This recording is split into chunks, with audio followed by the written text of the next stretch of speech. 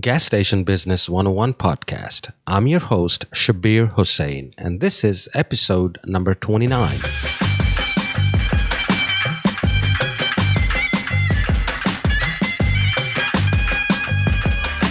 Welcome to the one and only Gas Station Business 101 podcast, where you can learn all the secrets about how to start and operate a gas station business successfully and make money.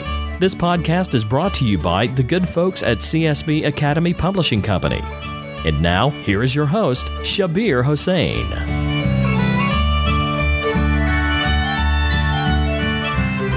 Hello there. Once again, welcome to episode number 29. Today's episode is a progress report. It's on the actual business evaluation and sales analysis, something we have done recently in episode 23. This would be about the real sales figure of month of March 2016. But first, an important announcement. Almost in every episode, I ask my listeners to go on my blog and post a question under Ask Shabbir tab. I always tell you to go on my blog, and on the top menu there is a tab that says Ask Shabbir, and you can go there, register, and ask me a question. And many of you have said via email that you have had issues while registering at that site. So I've been thinking, and I have come up with an idea where it will be simple for everybody, and I have decided to create a Facebook group because I realized everybody is on Facebook. Regardless, you may log in a couple of times a day, maybe once a day, maybe once a week, but you still log on. So instead of asking you to go to my blog, I wanted to go to your Facebook. So what I've done is I've created a Facebook group called the GSB Community. GSB is short for Gas Station Business Community. And all you have to do is type in Shabbir on Facebook.com, and that will take you straight to my Facebook group. Of course, you have to log into your Facebook account, and then you will see GSB Community Group, and you will have to ask to join for the very first time. And once I approve, you will join. But fun thing is, once you get to become the member, you can invite others and approve them as well. I don't have to do that anymore. So this way, every member, once they're approved, which I will approve everybody, it's just a system that Facebook has, nothing to do with me. But once you're approved, you have the power to invite others where I don't have to get involved anymore. So let's try this. And I know we can engage in conversation. You can ask me questions. You can engage in conversation with other listeners and with other members. And we can grow the community together. And you can help me. I can help you. We can come up with ideas for different things. So I know it will be a productive thing inside Facebook, which everybody uses nowadays. So let's use social media and help each other. Now on to the show.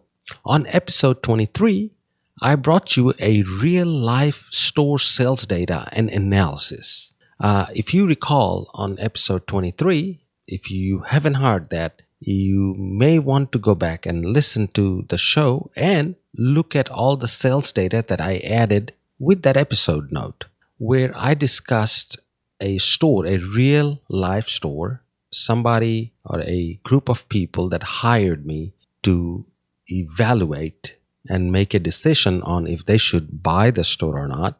And I've been involved, and I'm very proud of my involvement. And after analyzing all their sales data, I recommended that they should buy the store. Even though month of October, the last month of data that we had, I noticed that they lost roughly about $2,500 that month. Despite the fact that they lost money, I went ahead and recommended that they buy the store. And they took my advice. They bought the store. And I've been involved in that operation as an observer and as a mentor up to a degree where I trained some of these people, gave them ideas and trained them and coached them. I'm happy to report that they authorized me that I could release the month of March sales data and share that with you without revealing the actual location or the name of the store. So I know you will be excited to see how the store is doing, and I'm excited to share this with you. You may be wondering, since they lost money, why would I recommend a store that is losing money? Well, I recommended that they buy the store based on few factors, which I discovered and I shared with you in episode 23 as well. If you recall, in that episode, I discussed few issues along with few opportunities that I've noticed. Now, on those issues and the factors that I noticed, there are 9 points that we covered last time. And I'm going to repeat those points. I'm not going to go much into detail because I know you can go back and listen to 23. But the facts and the opportunities that I have noticed, number one was the store and its location, which is a great location. The access to the store and the corner of the store, the location of the store is great. Number two is demographics. And it is a mixed neighborhood, if you recall. And I loved that type of location. And I always enjoy being in those type of neighborhood because I know there are so many opportunities for marketing in mixed neighborhoods. Number three was the age of the store and the brand. Now, age of the store was negative because it's somewhat of an older facility, so it has some maintenance issues. But the brand is really good. It's a name brand store, meaning it's a branded store. Number four is the physical inspection of the store and the issues we noticed. As I said, it's an aged location, so it has a lot of maintenance issues inside and out. And the list was quite big, meaning it had issues from parking lot to canopy lights to storefront, paint, and even the fence was broken. Inside the store, the floor was broken. The cooler doors weren't working. The air conditioner had a lot of issues. The register system was way too old and some of the printers were not working. The office was almost non-existent, meaning the computer system didn't work and whatever and whatnot. I mean, and the restrooms even, they were terrible. Like I said, the list that we made as far as maintenance issues and the physical condition of the store was really bad, which was a huge negative for that store. Now, number five, recommended upgrades and how much those upgrades would cost. We also discussed what needed to be done to get the store up to standard, up to code and presentable to people, to customers. We made a list and we got some estimates and we wrote all of those down. Then number six was the indoor issues, as I just mentioned, from the restroom to ceiling to lighting, everything else, floor, everything needed attention. So yes, it had a lot of issues. And again, number seven was outdoor issues, as I just spoke. Number eight was sales and financials. The sales were low. If you recall, it in month of October, it only did about 52,000. I believe it was around 78 or 76,000 gallons of fuel, which wasn't bad. But compared to fuel, the inside merchandise sales were really low. Number nine, we talked about projected P&L versus real P&L. As I just mentioned to you that in the real P&L that I've created for that store for month of October, they lost roughly about $2,500. And if you also recall, I made two projected P&Ls rectifying some of the issues that I've noticed that they made errors on. And one of the P&L projected ones said in the same month of October, if they would have fixed some of the pricing issues and other issues, they would have broke even or made about $500. And if they would have done what I suggested they should do, they could have made almost $7,000. So time now to report on the actual progress report of that store and how it is doing actually. I'm happy to report that the store has done truly well. And to my surprise, after implementing some of the suggestions that I've made in the previous episode and to the management team of the store's performance passed my imagination to a degree. To have a clear understanding of what this business is currently doing, I urge you to go to my blog or wherever you're downloading this podcast from, see if they're providing you with the show notes along with some of these spreadsheets that I'm adding to the show notes, because you need to see these spreadsheets to understand what I'm talking about. Now, to get the actual picture, I will be comparing both last October's and this March P&L side by side, so I can address what and how the store is making money and when from red to black. So if you have access to a printer, you might as well print last March and last October's. So this way you can put them side by side and see what I'm talking about. If you're looking at the P&L for March 2016, you will see that the store has made roughly about $5,000 for the month of March. It's little over 5,000. I believe it's 5193.33. But before we say how we got there, let's define and let's analyze the sales for month of March. And let's compare that to October 15 sales. And if you have them, as I said, if you have them side by side, you will see that in cigarettes, for example, last year they did $21,000 worth of cigarette sales. And that was with 17% margin.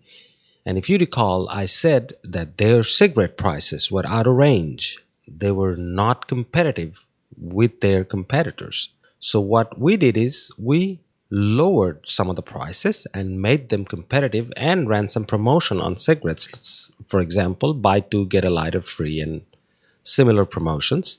And our profit margin came down from 17 to 15%.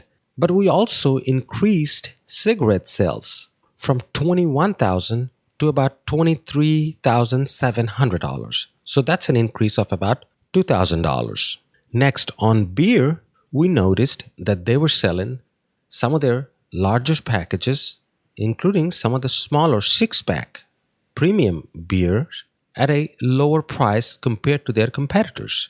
So we started merchandising beer and raising some of the prices while reducing some of the lower end beer prices. So in reality, we adjusted beer prices. We did not go up on every one of them, but for bigger bulk packages, we went up a little bit, and some of the smaller and cheaper beer like single can and whatnot, we went down on some of the prices.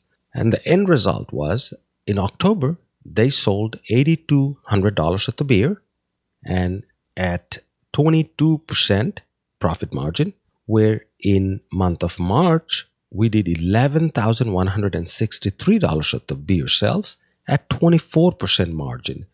So the profit we made from beer sales was $2,679 compared to their $1,822 of the beer profit for month of October. Now, on wine, they were not focusing on wine, so their wine sales for month of October last year was only $308.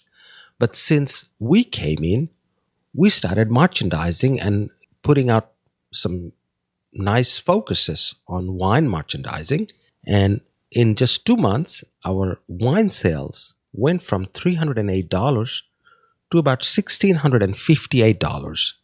And the wine that they were selling were much cheaper, were like $5.99, $7.99 wines. And they made $98 profit, which was roughly 37%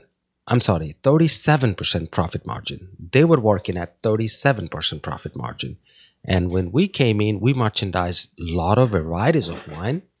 And our profit margin, since we wanted to be competitive, our profit margin came down to 32%, which is still a very nice profit margin for wine. And as I said, we sold $1,658 worth of wine.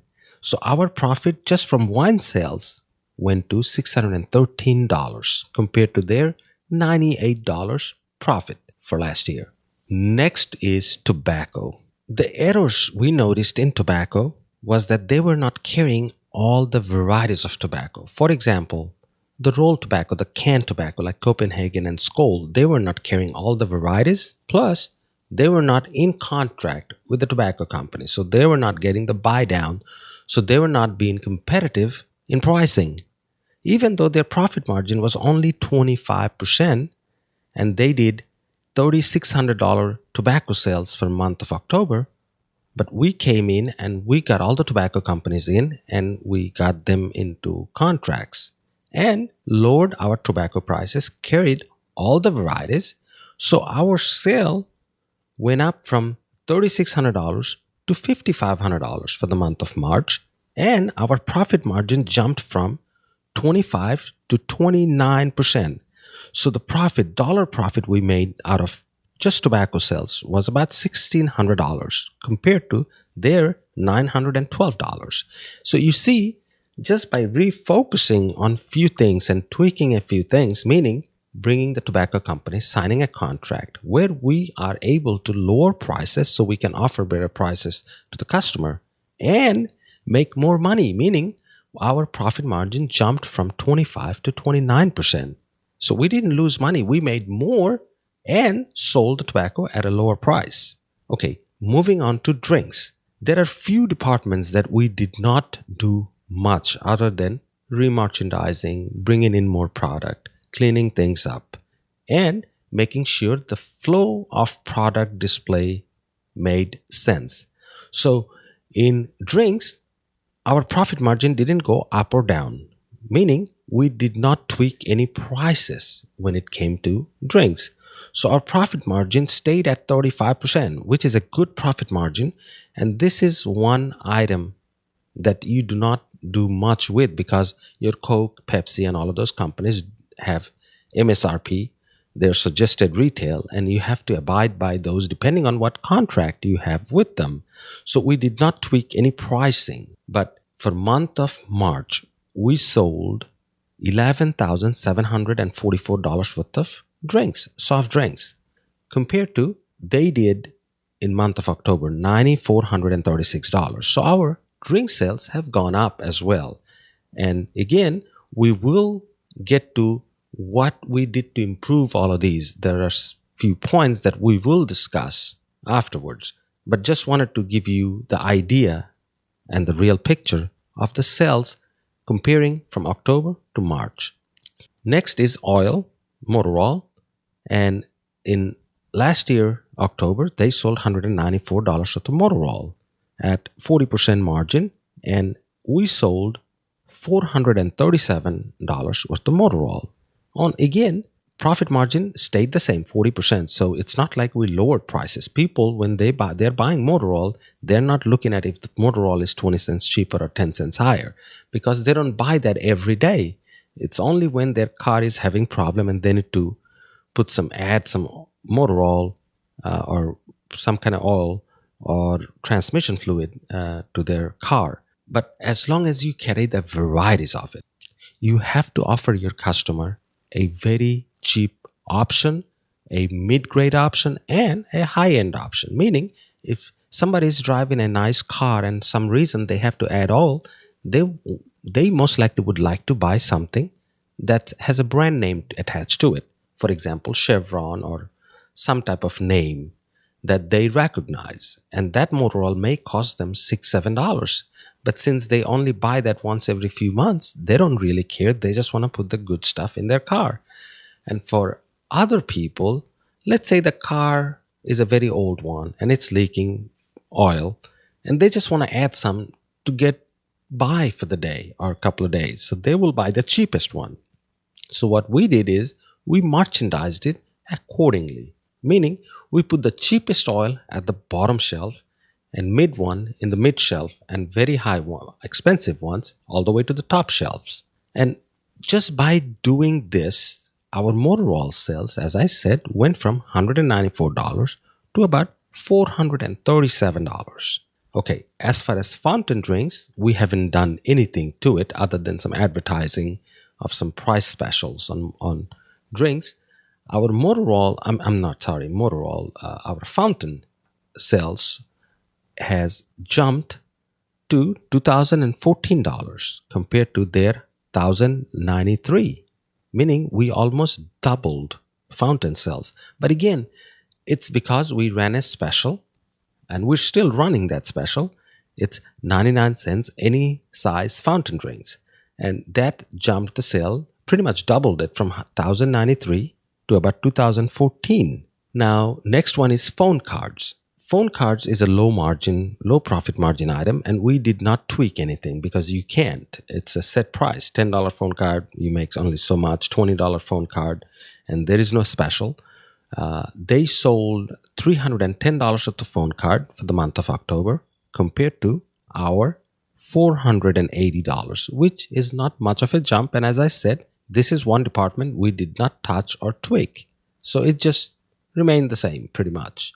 Now, as for deli, same goes other than merchandising. They sold $147 worth of deli for the month of October compared to our $219. So not much of a difference once again, and the profit margin stayed the same, which was about 35%. So the total sales for month of March was $66,466 compared to in last October, they did $52,085. So that's quite a bit of increase. But the biggest difference that made the store from going $2,500 negative to about $5,000 positive came from fuel. And let's talk about fuel. Last October, they sold 61,000 gallons of regular fuel, 6,600 gallons of plus or mid-grade fuel, and 10,800 gallons of super gasoline. Altogether, they sold 78,490 gallons of fuel for the month of October. Now, let's compare that to this past March. In March, they did 64,895 gallons of regular fuel, 5,361 gallons of mid-grade fuel, and 9,444 gallons of premium fuel. If you noticed, you will see regular fuel has gone up in gallon sales, while plus and premium has dropped a little, but still made more money. So let's look at the profit margin. If you recall from last episode, I said if I could change one thing in this store, it would be the fuel pricing. Because what I noticed is their fuel prices were really off, meaning they were losing money while selling premium fuel and making only 3-4 pennies on regular. If you know anything about fuel or any merchandise, usually your lowest priced one should be very competitive, meaning in this case, regular fuel should be very competitive. You may not make much money out of it. But when it comes to your plus and premium, you should be making some money. Instead, in their case, they were giving away plus and premium while making a little bit of money on regular fuel. So what I did the very first day, I recommended to the new buyers that they need to do this immediately. So we all together implemented a new pricing strategy. Even though month of March, the price was really volatile, meaning the price was going up and down, up and down. So the profit margin didn't stay where we wanted it to stay, but still made a difference in P&L. And this is how it did it. In month of March, the store sold 64,895 gallon regular fuel compared to their 60,933 gallon, while they made $3,046 worth of profit from selling that 61,000 gallon regular fuel. And in our case, by selling 64,895 gallon of regular fuel, we made $4,542, meaning $4,552. So the profit went up by $1,500 roughly, when the gallon only jumped by 4,000 gallons. So you see, even if we sold 60,000 or 61,000 like they did last year, we would have still made about $1,200 more than what they did. And that is a positive trend. So when we looked at the profit penny on regular fuel, we noticed that they were making 4 cents a gallon on regular for the month of October last year, while we made some changes and we made an average of 7 cents per gallon on regular fuel. Now, remember, as I said, they were losing money on plus and premium. So a lot of people, a lot of buyers, a lot of consumers noticed that, hey, their premium and their plus is cheaper than anybody in town. So a lot of people are driving to their location just to fill up because they knew they can't find this price anywhere else. So I knew one thing, and I told buyers, once we adjust these prices, your plus and premium sale will drop, but don't worry, you will still come out ahead.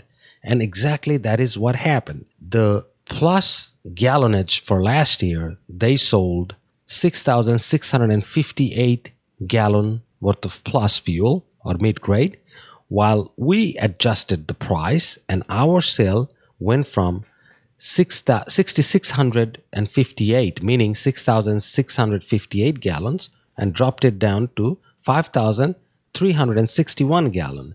The drop of about 1,300 gallons. So we sold 1,300 gallon less in March than was last October. And their profit by selling 6,658 gallons of plus fuel was $998, while we sold 5,361 gallons. Our profit was $1,233, meaning we dropped 1,300 gallons less. We sold 1,300 gallons less than what they did and still made $250 to $300 more than what they did. And when we looked at penny profit, we noticed that they were making 15 cents a gallon on plus fuel, while we did average of 23 cents a gallon. Now, on to super. The super fuel, they sold, as I said, 10,897 gallon premium fuel for month of October, which is almost 11,000 gallons. And their profit was $2,199.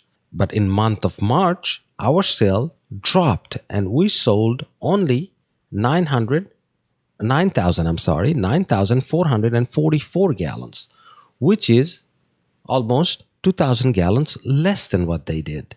Now, as I said, they made $2,179 for selling that much premium. While we sold almost 2,000 gallons less, we made roughly about $3,300, $3,305. The penny profit was, in their case, was 20 cents a gallon, and in our case, it was 35 cents a gallon, where it should be. So as you can see, I knew at first we will drop some gallonage when it came to plus and premium, but our profit will still continue to rise. And that's exactly what happened. So now let's look at the actual P&L for month of March. If you're looking at the P&L that says Subject Store 1, Profit and Loss Statement, March 16, you will see that we sold $79,701 of gasoline or fuel sales. Our cost of fuel sold was $70,619.99. So in fuel, we profited $9,081.31 let's compare that to last October. In last October, you can still pull up that P&L and see the fuel sales were $78,817, where cost of goods sold for fuel was $72,418. So the fuel profit was $6,399. And if you look at that today, or March, our profit went from $6,300 to about $9,081. So it's a jump of about $3,000. Now, back to the C-store sales. On the C-store side, we sold $66,466.03, while our C-store cost of goods sold, meaning the product that we bought to sell that much merchandise, the cost of that product or those products were $49,234.53. So we made profit on C-store side was $17,231.50 compared to last year in October.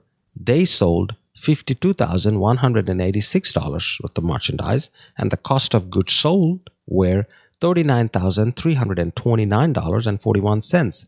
So the C-store gross profit was $12,856. Now, if you compare apple to apple, their sales were $52,000 and ours was $66,000. So we increased the sale by about $14,000. And again, our cost of goods sold has gone up as well. But the net profit, the gross profit from C-store side, they made $12,800 while we made $17,231. So we must have done something right because our sales has gone up along with our profit, our gross profit on C-store side and on the gasoline side. Okay, now if you're looking on the middle side of that P&L, you will see the other income. Other incomes are coming from, in this case, vacuum machines, air machines, and ATM machines. Last year, in October, they made altogether $741.52 out of these income, out of these three machines. In our case, in month of March, we made $986.95 from those three machines. And again, we did not have much input, but anytime a business is bringing in more people, your ATM income will go up, your air machine will be used more, and your vacuum will be used more. So you will end up making more money from the traffic, the increased flow of traffic. So that's a byproduct of having more traffic. So we knew once we increase the traffic, the other things will come along just fine and increase other revenues as well. Now, again, let's look at the expenses side so we can get to the net profit. Only bad thing happened in this store's case for the month of March is payroll. Their payroll was $6,072 for the month of October. And remember, when I analyzed that payroll, I said, if I would have done the store or I would have ran the store, my payroll would have been about $5,500, $500 less than what they did, because I said they had some legacy cost and they had some other expenses, meaning they were paying some of the employees much higher wages and salaries than what I would have done, most likely. So I would have saved another $500. But in our case, the payroll went up. The month of March, these new buyers, they paid $6,529 worth of payroll, which took me by surprise because I thought their payroll would be much lower. But in any case, they brought in extra people, they hired more people, they put 2 employees in one shift because they were remerchandising, reorganizing and whatnot. So whatever the case may be, they ended up paying $6,500 payroll compared to the previous owner's $6,000 of the payroll. So that is something I did not forecast. Now, as far as utility goes, last October was $2,501. In this month, this March, they paid $2,141.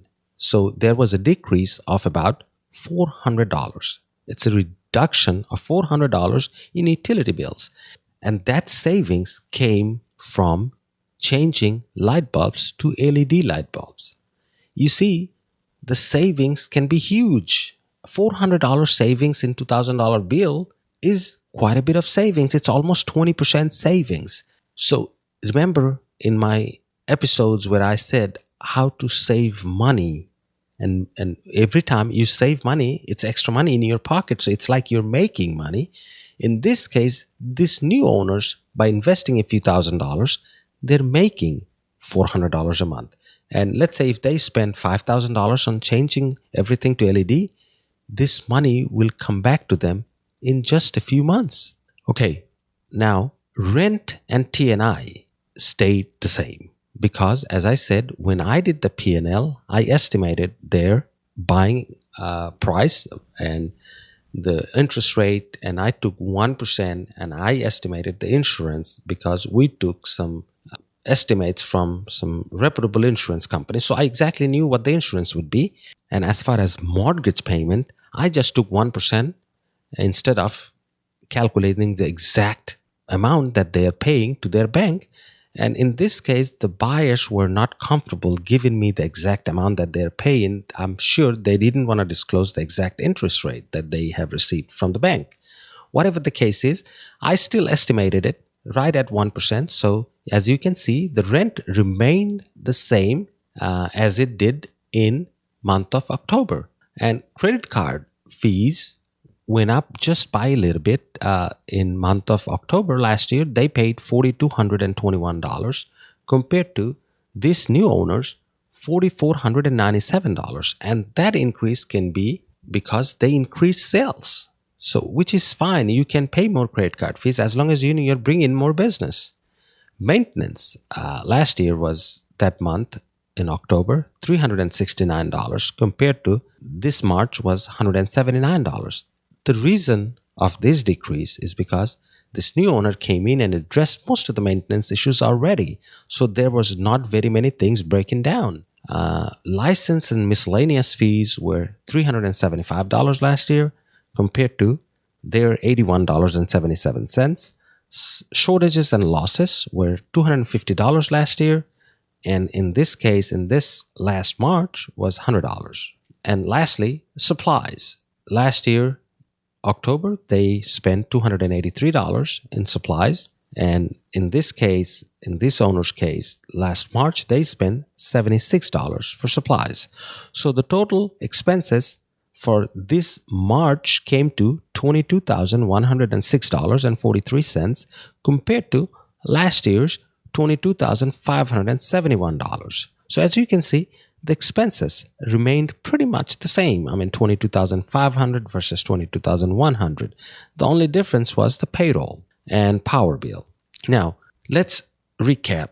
So this March, they spent $22,100 to run the store. But their gross profit was, if you add the fuel, which was $9,081, and their C-store profit was $17,231, and the vacuum air ATM profit is $986 altogether.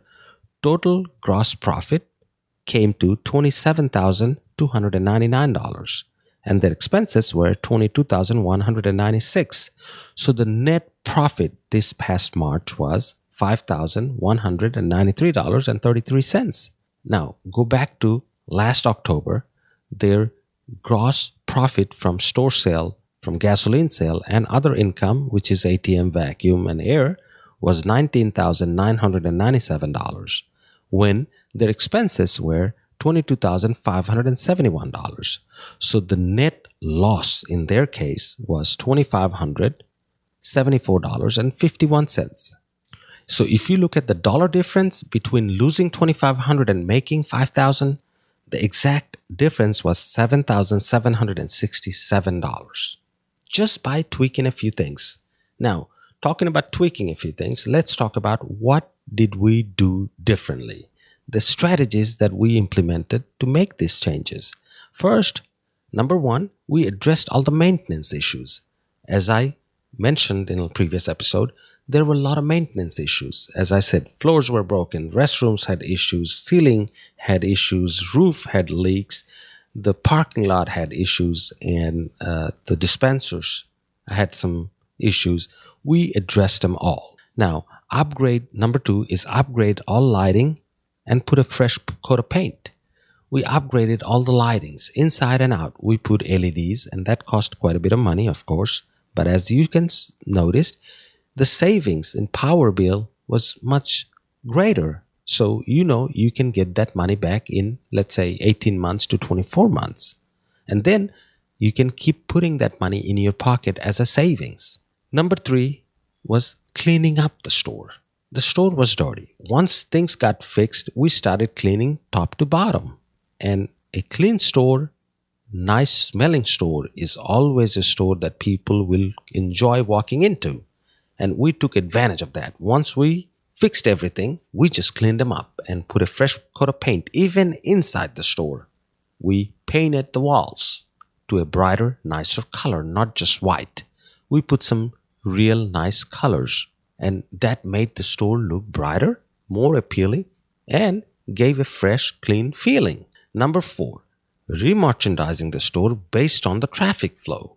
If you remember from our marketing episodes, many episodes ago, we talked about you need to notice how the traffic flows in your store. When people walk in through the front door, which way do they go? If they're going towards the cooler, which aisle do they travel on? And are you merchandising your products accordingly? Let's say it's 5 o'clock rush. People are walking into your store, going to the beer cooler. What aisle are they walking on to go to the beer cooler? And if that aisle you're merchandising your salty snacks or not, let's say you're merchandising your motor oil in that section. Do you think they're going to walk to the beer aisle looking at the motor oil and pick up one? No. But if you were merchandising that aisle with salty snacks, chips and such, and dips, most likely they'll pick up a few. So this is what I call merchandising according to your traffic flow. So we did a different layout of this store and merchandised it according to the traffic flow. And then also we brought in new merchandise and retired some old merchandise. So people, when they walked in, they saw a lot of new and fresh items.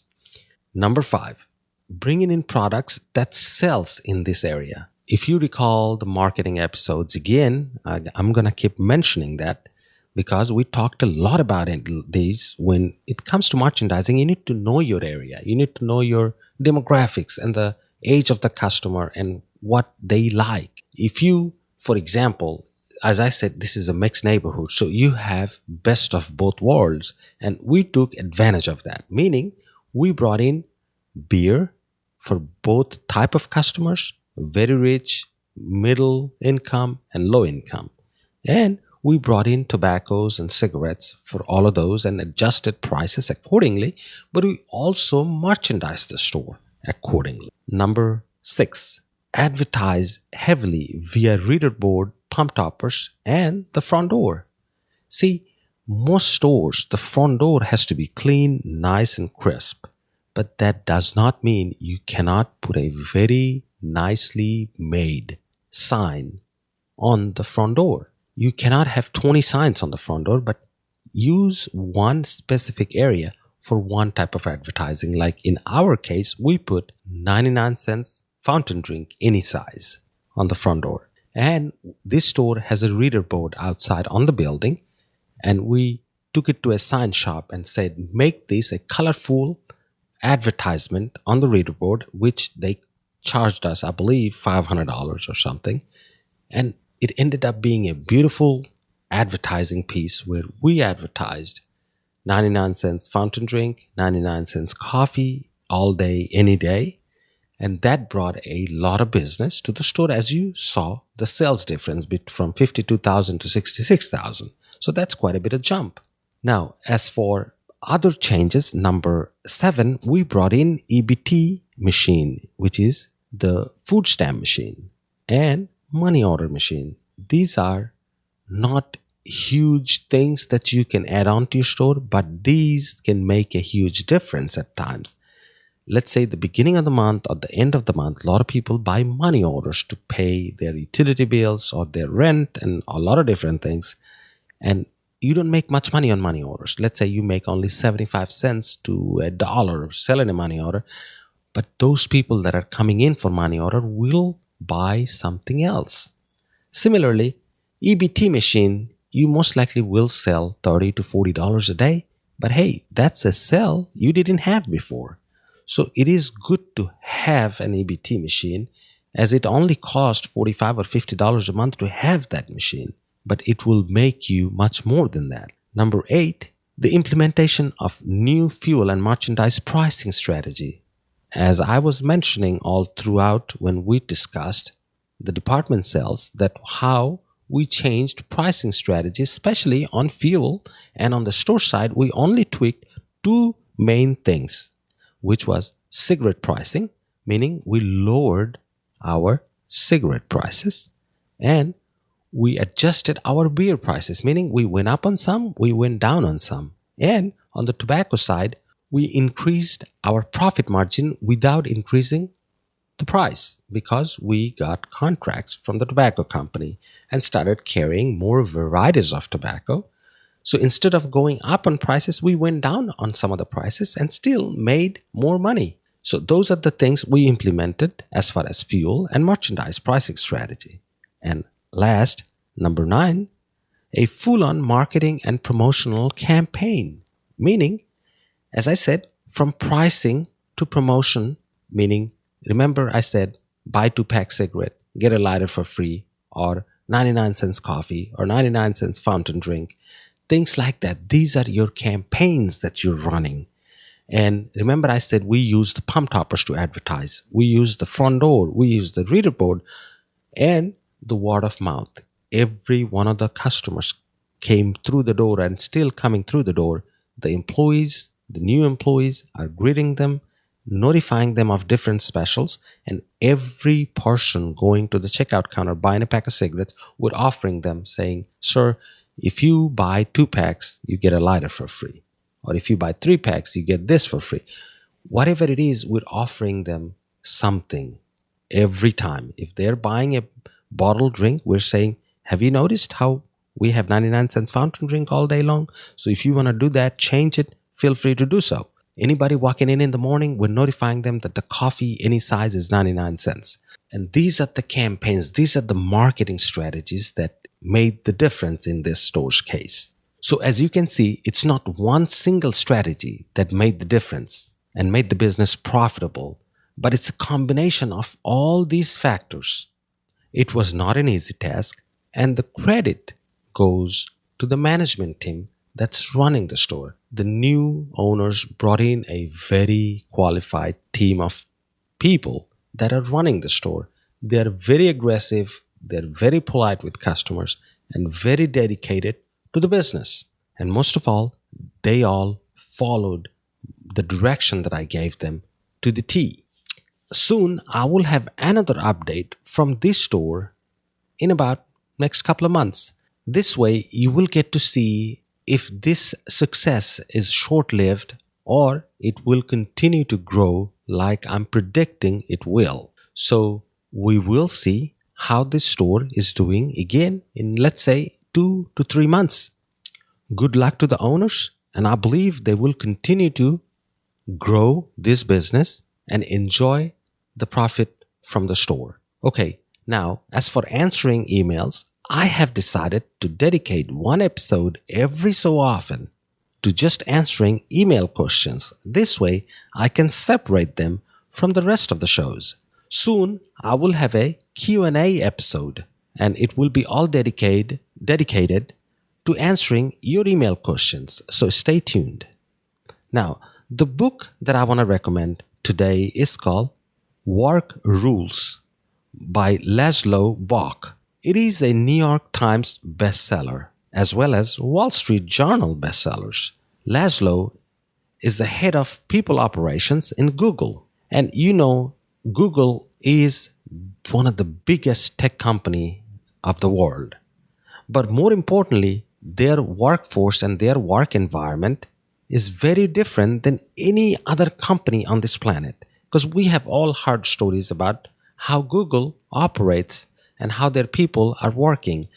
I have heard where they have chef making great quality food, and they have daycare, they have exercise rooms, and nobody is telling you when to work and when not to. You go in, you work, you go to workout, you go play basketball, you come back, you work, you eat great food, and they don't charge you anything for it.